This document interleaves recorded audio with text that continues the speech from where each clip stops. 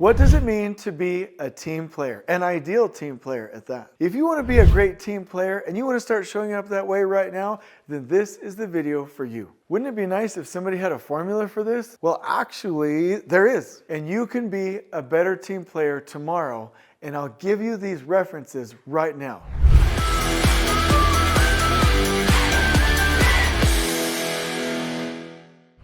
So there's a book called The Ideal Team Player, and I love it. And in this video, we're gonna do a deep dive into the content and really give you the framework. You're gonna love it. So there's 3 categories in the ideal team player spectrum. Number 1, humble. Number 2, hungry. And number 3, smart. If you wanna be an ideal team player, you'll be humble, hungry, and smart. I will explain what each of these mean right now. So first, let's cover humble. Humility in this sense is really, are you willing to do lower level work amongst your team? Are you willing to be all in? As long as it's legal, moral, and ethical, are you willing, regardless of your position, to really lean in and help your team? Not run away, but actually dig in and help. The second one is hungry. And what hungry means is that you really care about your career growth, and that you want this. You're gonna go figure it out. You're gonna dig in.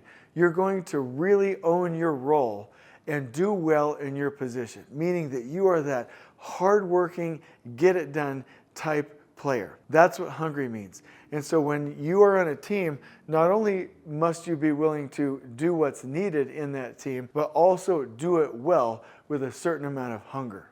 And number 3, smart. Now, smart means not just that you're intellectually smart. Obviously, you must be smart enough to go do the job. But smart means that you're smart with people as well. 80% of your job will be in your role dealing with people. 20% is the technical side of it. So smart means not only are you capable of doing the job, but you're also smart with people. So the really great spot here where you're going to show up well amongst your team is if you have all 3 of these characteristics. This is when you become the ideal team player right there. Now, what I'd really like to show you is how to use this pattern to identify gaps in this model, either for yourself or for others, so that you can really assess the problem. You're gonna love this. If you have a team player that is only humble, meaning only that player that is ready to dig in and do anything for the team, but they're not really hungry in their career and they're not really good with people, meaning smart in the emotional intelligence arena, then you have what's called the pawn. This is the person that typically on the team, and I'm not advocating this at all, I'm just saying I'm teaching you the pattern so that you can avoid this. This is the person that gets used quite a bit by the team, right? Doesn't know how to say no and isn't really hungry for their own career success and doing their own things. So they typically end up used by the team, and that's why this personality type, if they're humble but not hungry or smart, they usually end up being the pawn. The second one, if you are hungry but you're really not humble and willing to lean in for the team, and you're really not smart with people, we call this one the bulldozer. This is the personality type that, because they're really, really hungry, they're really wanting to go figure it out, they really have some great drive, they really want to get where they're going, but they don't know how to do it with a team, and they don't really know how to deal with people. They are like a bull in a china shop. They're bulldozing over everybody, and their determination and sometimes aggression, but their entrepreneurial spirit will get them in a little bit of trouble because they're not doing it the right way. So if you have somebody who is hungry but not humble and smart with people, that's what we call the bulldozer. Number 3, if you have someone who's smart but they're not humble and they're not hungry, we call that person the charmer. The charmer is the person who really knows how to work with people, knows how to influence others, knows how to connect, right? But they're not really that willing to dig in with the team, and they're not really that hungry. So they really show up at their best when they're working with others and when they're really dealing with people. This is what they love. So they end up charming their team, but they're not really driving results, and they're not really driving results with the team. So this one's called the charmer. So we've just covered the pawn, the bulldozer, and the charmer, But there's also something that happens interestingly at the intersection of these, and that's what we're going to cover now.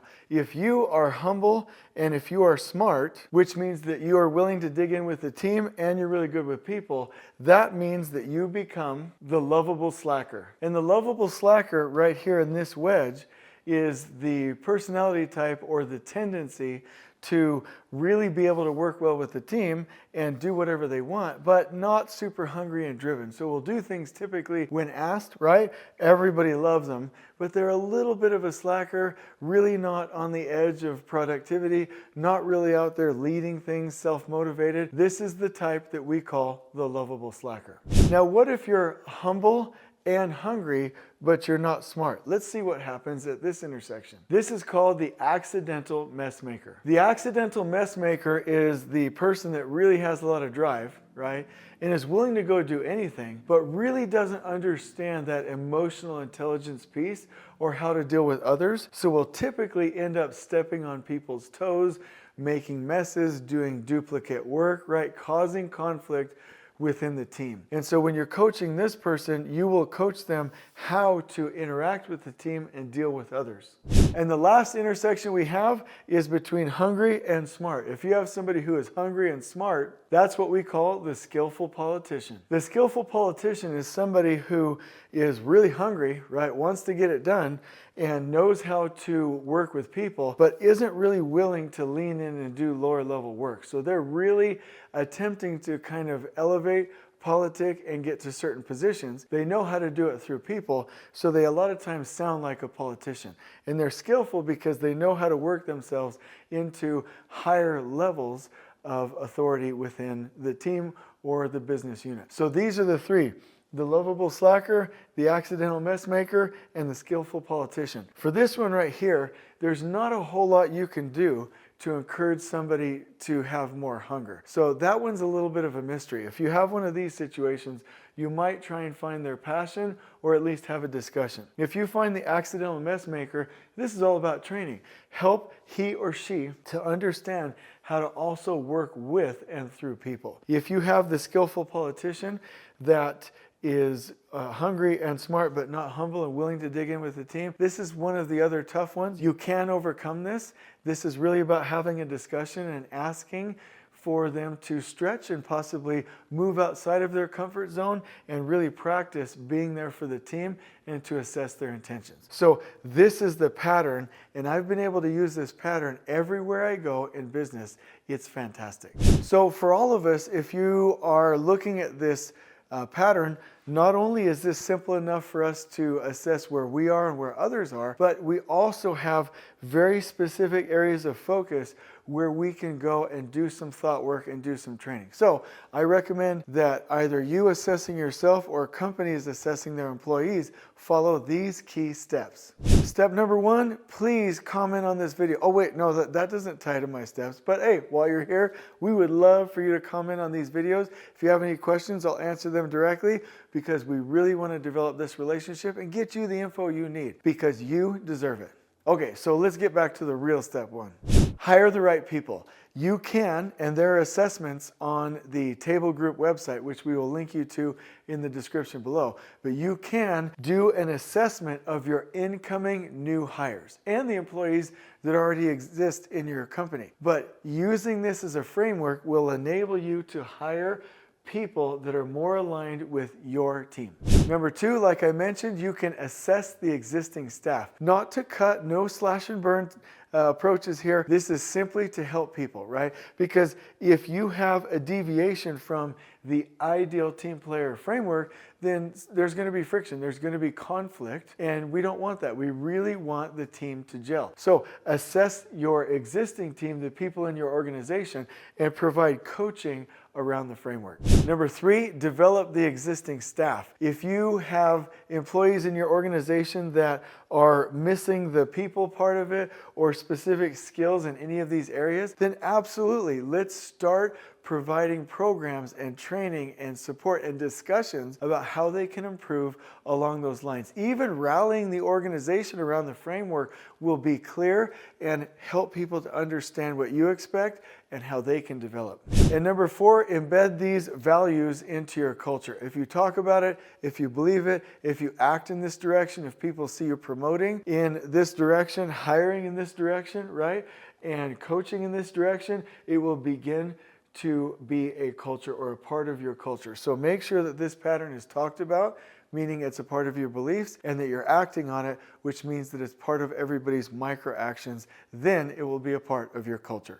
So in closing, the common traits of an ideal team player are, number 1, they're hard workers. Number 2, they're typically pretty organized. Number 3, they're willing to help. Number 4, they contribute to a happy environment with people. And number 5, they do what they say they're going to do, and they build trust with their team.